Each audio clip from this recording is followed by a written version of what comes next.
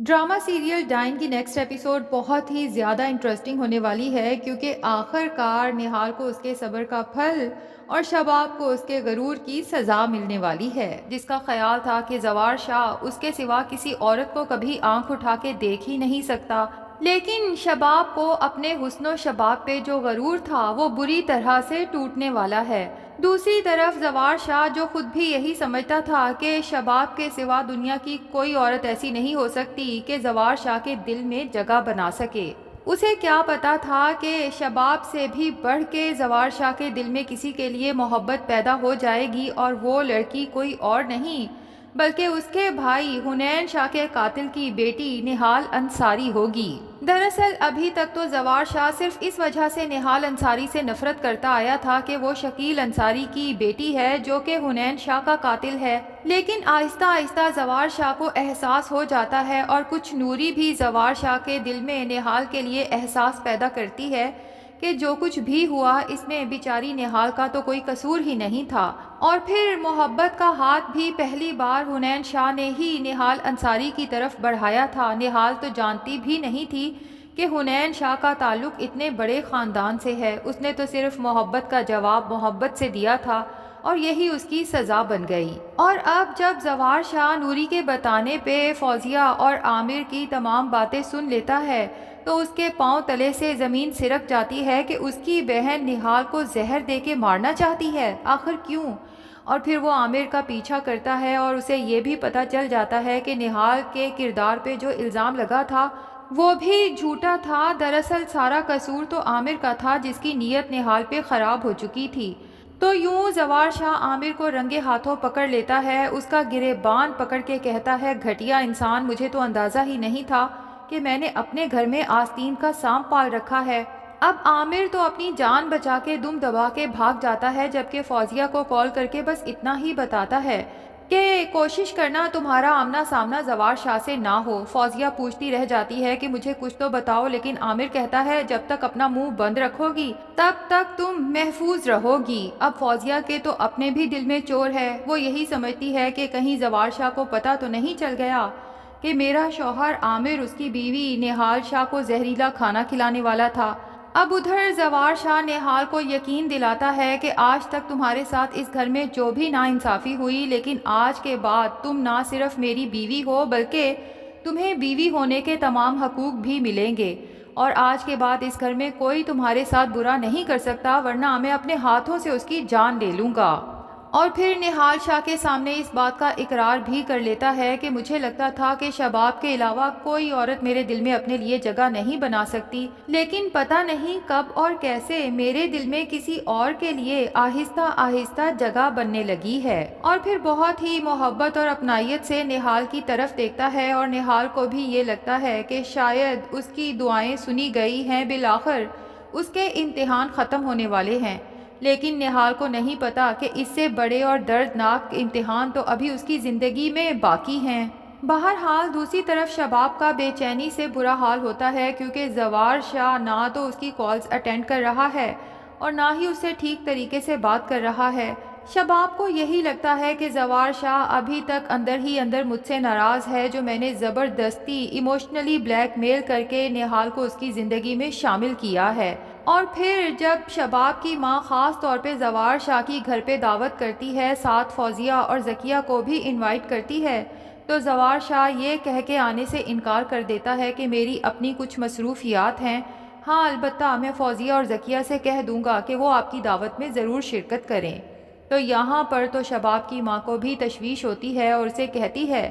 کہ ہواؤں کا رخ کچھ بدل رہا ہے۔ ابھی تک تو اسے بھی یہی غلط فہمی تھی کہ میری بیٹی شباب سے بڑھ کر اس دنیا میں کون ہی حسین ہوگی جو زوار شاہ کے دل میں جگہ بنا پائے گی۔ تبھی شباب کو مشورہ دیتی ہے کہ زیادہ دن یہاں رکنے سے بہتر ہے کہ تم گھر جاؤ اور صورتحال کا جائزہ لو کہ واقعی زوار شاہ مصروف ہے یا پھر کچھ اور ہی کھچڑی پک رہی ہے۔ دوسری طرف نوری جو نہال کے یوں اچانک کمرے سے غائب ہو جانے پہ خاصی پریشان تھی، جب اسے پتہ چلتا ہے کہ نہال کو سائی نے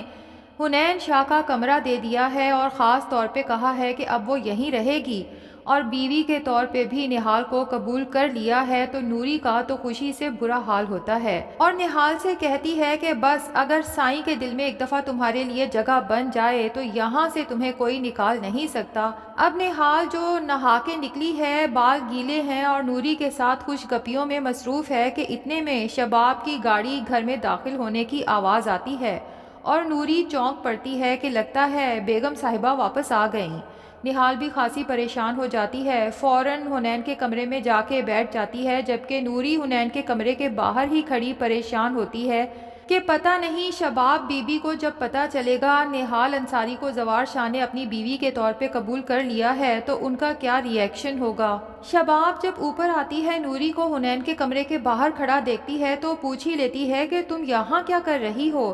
پھر نوری کو کچھ پریشان ہو کے شباب کو تشویش ہوتی ہے، تبھی کمرہ کھول کے دیکھتی ہے تو اندر نہال بیڈ پہ برات جمان ہوتی ہے، بہت ہی حسین ڈریس میں، اور زوار شاہ نے جو منہ دکھائی میں اسے کنگن دیے تھے وہ بھی نہال نے پہن رکھے ہیں، اور پھر بال بھی گیلے ہیں۔ شباب تو منٹوں سیکنڈوں میں ساری صورتحال بھانپ لیتی ہے اور اندر ہی اندر دل میں جلن اور حسد کے مارے اس کا برا حال ہوتا ہے، کیونکہ وہ سوچتی ہے کہ ٹھیک ہے میں نے زوار شاہ کو نہال کو بیوی کے طور پہ قبول کرنے کا کہا تھا، لیکن اسے یہ کنگن اور اتنا خوبصورت لباس دینے کی آخر کیا ضرورت ہے؟ اسی لیے نہال کو تنبیہ کرتی ہے کہ میرے میاں کو اگر اپنی طرف قائل کرنے کی کوشش کی تو تم سوچ بھی نہیں سکتی کہ میں تمہارا کیا حال کروں گی۔ اور پھر وہاں سے غصے میں جب زوار شاہ اور اپنے کمرے میں جاتی ہے تو زوار شاہ کمرے میں ہی موجود ہوتا ہے۔ شباب فوراً اپنے ایموشنز پہ کنٹرول کرتے ہوئے زوار شاہ کے گلے لگتی ہے، لیکن پہلی بار شباب کو احساس ہوتا ہے جیسے زوار شاہ کی دھڑکنیں شباب کو دیکھ کر ویسے نہیں دھڑکیں جیسے ہمیشہ محبت میں دھڑکا کرتی تھیں۔ اسے یقین آ جاتا ہے کہ میں نے شاید خود اپنے ہاتھوں سے اپنا شوہر کھو دیا ہے۔ بہرحال اپنے ایموشنز پہ مزید کنٹرول کرتے ہوئے زوار شاہ سے پوچھتی ہے کہ کیا آپ کا ضروری کام ہو گیا؟ زوار شاہ بھی کہتا ہے کہ ہاں ہو گیا۔ تو کہتی ہے زوار شاہ اب جب کہ آپ مصروف بھی نہیں ہیں تو مجھے بہت خوشی ہوگی اگر میری والدہ کی دعوت میں آپ شرکت کریں گے، اور ساتھ ہی کہتی ہے کہ آپ کو نہال کو حنین شاہ کے کمرے میں رکھنے کی کیا ضرورت تھی، اس کا اس پورشن میں کیا کام، اسے وہیں سرونٹ کوارٹر میں رہنے دیتے۔ جبکہ زوار شاہ کہتا ہے کہ آپ کو ان معاملات میں اب بولنے کی ضرورت نہیں ہے، نہال یہیں رہے گی۔ اب زوار شاہ کیا ہی شباب کو بتائے کہ میرے اپنے بہنوئی نے نہال شاہ کے ساتھ کتنی گری ہوئی حرکت کرنے کی کوشش کی ہے، اور ساتھ ہی کہتا ہے کہ ٹھیک ہے میں دعوت میں ضرور شرکت کروں گا۔ جبکہ شباب کی آنکھوں میں آنسو آ جاتے ہیں۔ زوار شاہ کو کھونے کا تو وہ سوچ بھی نہیں سکتی، لیکن اسے اندازہ ہے کہ وہ یہیں رہی تو زیادہ دیر اپنے آنسوؤں پہ کنٹرول نہیں کر پائے گی۔ تبھی زوار شاہ سے کہتی ہے کہ ٹھیک ہے پھر میں واپس جاتی ہوں تاکہ دعوت کا انتظام آپ کے شایان شان کیا جا سکے، آپ کا بے چینی سے انتظار رہے گا۔ زوار شاہ کہتا ہے کہ میں ضرور آؤں گا۔ اب شباب گھر واپس جاتی ہے، سوچتی رہتی ہے کہ اپنی ماں کو یہ سب بتائے یا نہ بتائے۔ اسی دوران میں دعوت کا وقت ہو جاتا ہے۔ فوزیہ اور ذکیہ تو خوب بن سنور کے وہاں پہنچ جاتی ہیں اور زوار شاہ نوری سے کہتا ہے کہ نہال سے کہو تیاری کرے، آج اس نے میرے ساتھ کہیں جانا ہے، اور پھر نہال کو ساتھ لے کے شباب کی ماں کی دعوت میں جب شرکت کرتا ہے تو فوزیہ اور ذکیہ کے ساتھ ساتھ شباب اور اس کی ماں بھی یہ منظر دیکھ کے حیران رہ جاتی ہیں۔ تو موقع دیکھتے ہی شباب اپنا غصہ اور بھڑاس نکالنے کے لیے نہال کے سر پہ سوار ہو جاتی ہے جب دیکھتی ہے کہ زوار شاہ ارد گرد موجود نہیں، اور نہال کو اس کی اوقات یاد دلانے کے لیے کہہ دیتی ہے کہ جب پرندے کو پرواز کرنے کے لیے پر ملتے ہیں نا تو وہ بھول جاتا ہے کہ ابھی تو اس نے ٹھیک سے اڑنا سیکھا ہی نہیں، اور پھر منہ کے بل گرتا ہے۔ تو نہال بھی اب چپ نہیں رہتی کیونکہ اسے اندازہ ہو چکا ہے کہ زوار شاہ کے دل میں اب اس کے لیے بھی محبت پیدا ہو چکی ہے۔ تبھی شباب کو منہ توڑ جواب دیتی ہے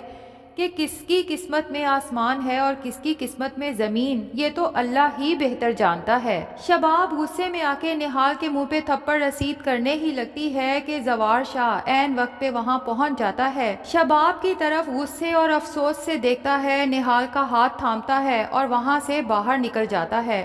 شباب تو دیکھتی کی دیکھتی رہ جاتی ہے، جبکہ فوزیہ اور ذکیہ تو شباب کے غرور اور تکبر کو یوں زمین بوس ہوتے دیکھ کر دل ہی دل میں بہت خوش ہوتی ہیں۔ جبکہ زوار شاہ نہال کو لے کے سمندر کنارے پہنچ جاتا ہے، وہاں پر نہال سے خوب باتیں کرتا ہے، اسے یقین دلاتا ہے کہ یہ نکاح جس طرح کے بھی حالات میں ہوا ہے نہال، لیکن اب تمہیں تمہارا حق مل کے رہے گا۔ اور شباب کے رویے پہ بھی نہال سے ہاتھ جوڑ کے معافی مانگتا ہے۔ نہال کو تو ابھی تک یقین نہیں آ رہا کہ کیا یہ سب کچھ سچ میں ہے یا پھر نہال کا کوئی حسین خواب ہے کہ آنکھیں کھلیں گی تو وہی بھیانک زندگی کی کڑوی سچائی اس کی آنکھوں کے سامنے کھڑی ہوگی۔ تو ناظرین، شباب کے ساتھ جو کچھ ہو رہا ہے، کیا وہ یہی ڈیزرو کرتی تھی یا اس کے ساتھ یہ سب نہیں ہونا چاہیے تھا؟ کمنٹ سیکشن میں اپنی رائے کا اظہار ضرور کریں۔ ویڈیو پسند آئی ہے تو لائک اور چینل کو سبسکرائب بھی ضرور کر دیں۔